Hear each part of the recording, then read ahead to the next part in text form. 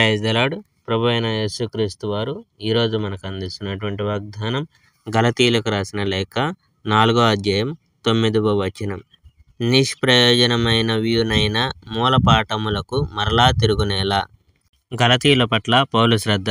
ఇదివరలో మీకు నిజమైన దేవుని గురించి తెలియదు కనుక మీరు వట్టి దేవుళ్లకు బానిసలై జీవించారు.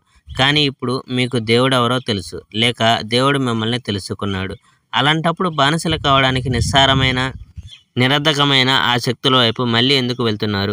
మీరు ప్రత్యేకమైన దినాలను, నెలలను, ఋతువులను, సంవత్సరములను ఇంకా పాటిస్తున్నారు. మిమ్మల్ని చూస్తే నాకు దిగులు వేస్తుంది. మీకోసం వ్యర్థంగా శ్రమ పడిపోతున్నానేమో అనిపిస్తుంది. సోదరులారా, నేను మీలా అయ్యాను కనుక మీరు నాలా కావాలని విన్నవించుకుంటున్నాను. మీరు నా పట్ల ఏ అపరాధము చేయలేదు. నాకు ఆరోగ్యంగా ఉండడం వల్ల నేను మీ దగ్గరకు వచ్చాను. తద్వారా మీకు మొదట సువార్త ప్రకటించే అవకాశం నాకు కలిగింది. నా అనారోగ్యం మీకు కష్టం కలిగించినా మీరు నన్ను తిరస్కరించలేదు, విసుక్కోలేదు. దానికి మారుగా నేను ఒక దేవదూతనైనట్లు, నేను యేసు క్రీస్తునైనట్టు నాకు స్వాగతం చెప్పారు. మీ ఆనందం ఏమైంది? మీరు నా సహాయం కోసం మీ కళ్ళు కూడా పీకి నాకు ఇచ్చి ఉండేవాళ్ళు. ఇది నేను ఖచ్చితంగా చెప్పగలను. నిజం చెప్పడం వల్ల ఇప్పుడు నేను మీ శత్రువునయ్యానా?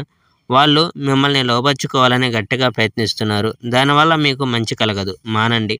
మిమ్మల్ని వేరు చేయాలని వాళ్ళ ప్రయత్నం. మీరు వాళ్ళను మాత్రమే అనుసరించాలని వాళ్ళ ఉద్దేశం మంచిదైతే పట్టుదలతో ఉండడం మంచిదే.